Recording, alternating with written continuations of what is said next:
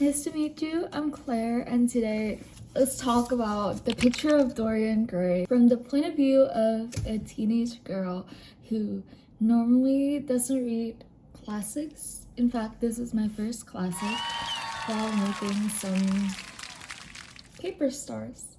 So I'm probably gonna have to pull up my Kindle for this, and I probably will not be looking at the camera much at all because that's kind of weird. So why did I read the picture of Dorian Gray? There are a couple of reasons, and oh my gosh, I'm gonna need to do a lot of cutting for this. One, I wanted to protect myself and my brain from deteriorating any further during summer because, as we all know, nowadays brain rot. And also, two, it's free on Kindle. I think it's one of the Kindle classics, so I didn't have to pay for it. Three, at the moment, I felt like I was going to be an intellectual failure and a LARPer. Actually, hot take, I don't think LARPing is a construct. You can't, maybe I'll talk about that later, but yeah. I felt like I was gonna be an intellectual failure if I, and a LARPer, if I say, oh, I read this summer, but I haven't read an actual classic. Yeah, so that's why I read this book. Maybe I'll come up with more reasons later, but anyways. The picture of Dorian Gray, let me try to summarize it. I might not do the best job because I am kind of multitasking here, but it's a book, a novel written by Oscar Wilde. I don't know when it was written. I'm not that smart and I am too lazy to kind of go look at it right now. Maybe I'll look at it later. But essentially it is about a man named Dorian Gray who at the beginning of the story is very young, very youthful, very beautiful. Imagine every looks maxer today's dream is, and multiplies that by 3. That's probably how I imagine Dorian Gray looking like. And he also started off very naive, very young, and he befriends this friend called Basil, who is a painter. And going off track a little bit here, I actually decided to read Dorian Gray as my classic because I saw the word painter in the description and I was like, okay, that seems a lot better than lords and lieutenants and all that war stuff that classics have.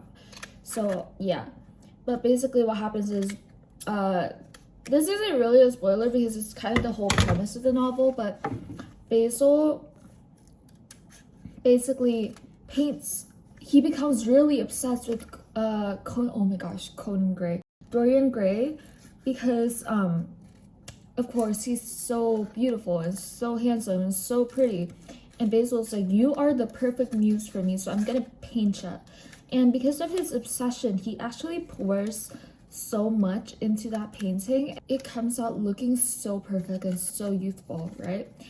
And what happens is, during that time while Basil was painting the painting and Dorian was kind of just waiting around modeling for him, right? Dorian meets Basil's friend, Lord Henry, who Basil himself didn't want Dorian to meet for a pretty good reason. Lord Henry is a hedonist, which I'm not gonna pretend that I knew what it was before I read this novel, but basically hedonists are people who believe that the purpose in life is pleasure, and there is no point in pain in life, and what makes life worth living is pleasure. I hope I'm getting the right definition, but I'm sure that's at least somewhere in the general area. But basically Lord Henry is a hedonist, and he introduces Dorian to the kind of real world. He strips Dorian of his innocence by saying a lot of out-of-pocket stuff that he would definitely get canceled for nowadays. If Dorian Gray is the physical embodiment of like what people think a looks master's dream is, like how he looks, his beauty, then Lord Henry would be today's average male manosphere podcaster times 5, and without the fear of cancellation because the internet didn't exist back then. To give you an idea, maybe I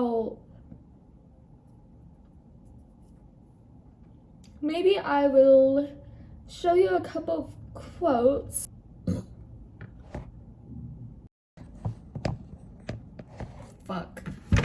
A few quotes that I highlighted. A couple of these I didn't highlight at first because I was like, why do people highlight stuff like this? Does it mean that you relate with this quote, you agree with it?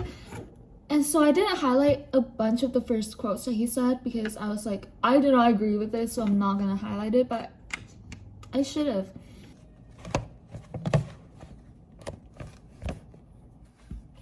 I was looking for a specific quote on marriage, but I didn't find it. Maybe I'll find it later, but I did find this quote. It says, I think this kind of summarizes how Lord Henry lives, and it says, the only way to get rid of a temptation is to yield to it.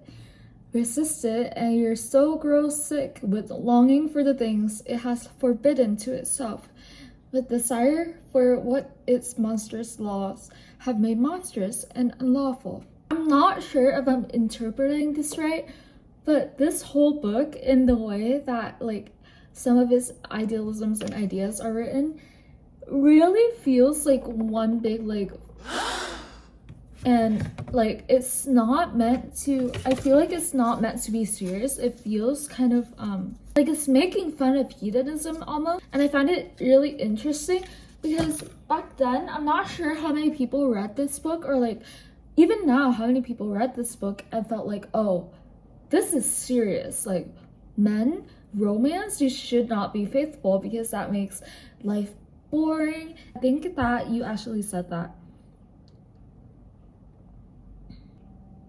And yeah, and Lord Henry, basically, he's a character who's really interesting. I don't like him in the fact that I don't agree with his views, but at the same time, I know that his views are hugely exaggerated and very satirical almost, and I still don't like him, but he is a very interesting character to read in the way that he says all those very paradoxical and like controversial stuff, which would definitely get canceled for now, but back then I'm not sure if you would get canceled for it or not. I really want to show you the line about marriage.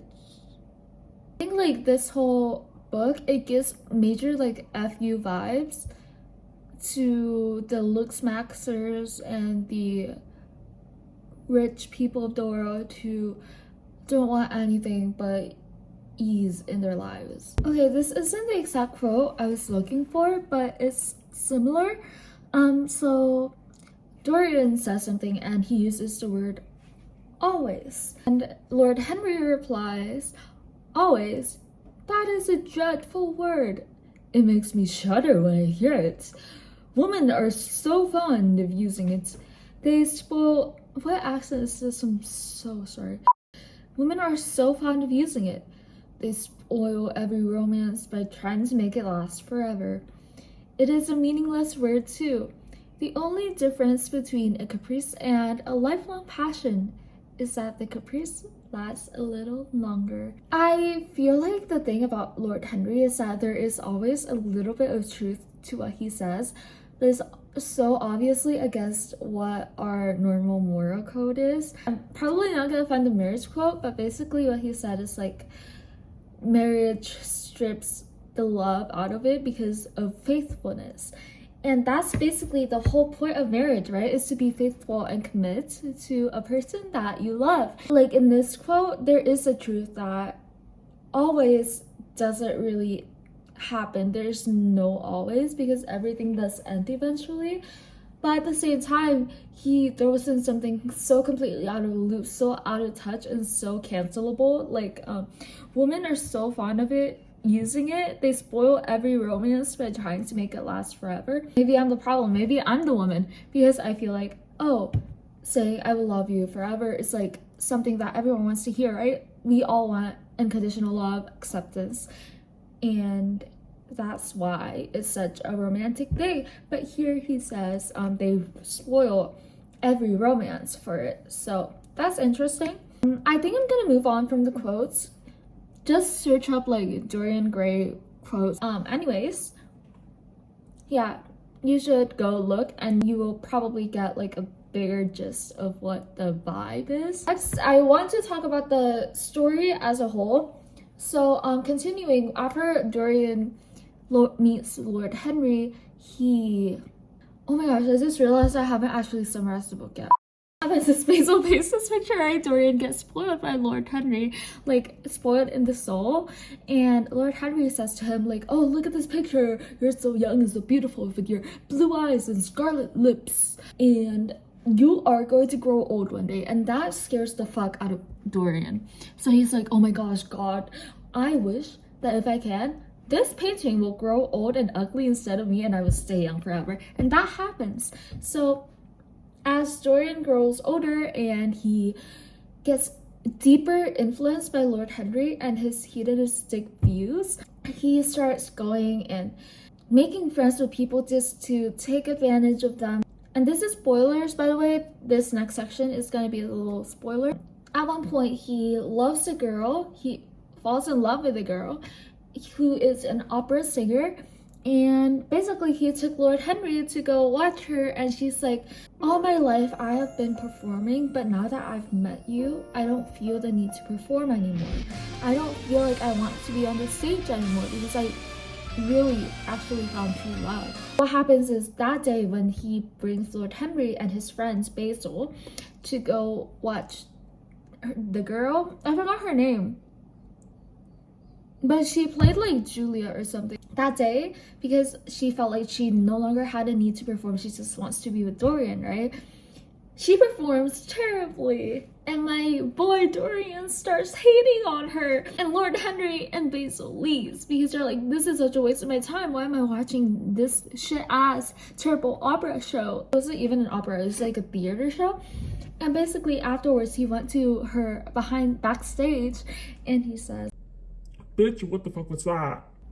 That was horrible. I'm breaking up with you. And he did just propose to her, I think.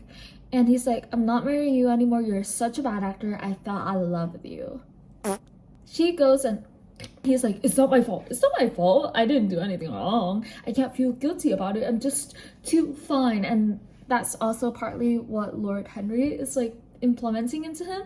And after that, he goes to his portrait. He sees that it has grown really ugly. And he's like, oh frick, I'm gonna go and put this in my closet where no one can reach. I'm gonna put bars and no one's gonna be able to reach it again. One day he actually does go and sees it again. It's grown so ugly, and I'm pretty sure a guy saw it. Oh, Basil, the freaking painter who painted that painting came, and she was like, oh my gosh, what the frick happened to this painting, bro? Dorian stabs him and Basil dies. And then he invites his friend who he in the past definitely has fucked over, brings him in, and he's like, okay, you're an alchemist, a scientist. Dispose of this body or else I'm gonna report you to the police. So he does dispose of the body, and then he also, and then what eventually like kind of brings Dorian to this breaking point is when the brother of the girl who he liked came up to him and he reminded him of his past basically. And the brother was like, I think his name was James was always trying to like kill Dorian, and he became so paranoid. He's like, I don't want to die. And that's crazy. Like, instead of being like, oh my gosh, I need to repent, he's like, fuck, I don't want to die. But James basically gets killed one day, and Dorian is like, oh my gosh, I'm so happy. And then he can't take it anymore, and yes. So that is the story. It was actually a really fun read. I recommend you reading it. There are a few words that are hard to like, that with my limited mental dictionary, I struggled to understand, but there if you read on a Kindle like me, you can always just look up the dictionary on the Kindle, so that was really easy for me. However, I'm just letting you know, in the middle of the novel, there is this one lengthy section where it literally had nothing to do with the actual storyline at all. Kind of just described like the different adventures that Dorian has been on. Like, it just said, oh, Dorian has this gem and this jewel, and he met this person, and he read this book. And then after they say he read this book, they just go in and describe the entire book. And it literally had nothing to do with the novel, and I just sat there and I was like, what the fuck is happening? That is the one major downside. Honestly, if you're reaching that part a couple of pages before you realize, wait, is this the part that she's talking about? If you reach that part, honestly, for me, I just kind of skimmed parts of it because I don't think I missed too much. So I don't think there was anything important in there. So if you're gonna read it, I recommend doing that. And yeah, I think that this book was a really interesting one in the ways that it made you actually think like, wait, is my morals, does it actually make sense? But then you think about it for one more second and you're like, what the heck? No, that is insane. That is absolutely insane. Why would you do that? That would ruin so many people's lives. I think it really does show the insanity of what the manosphere and like looks maxing can do to people. Like, obviously today we have cancel culture, so you can't do that much, but I believe that behind cancel culture, people don't actually change, they just say less. So I think this book is kind of the perfect example of what I feel goes on in the heads of people who are like rich and spoiled and young and beautiful, or like just looks maxers and podcast bros, and what they would say if there wasn't the internet. But yeah, this is the opinion of an average teenage girl who doesn't read classics but actually enjoyed this novel, The Picture of Dorian Gray by Oscar Wilde. Bye bye.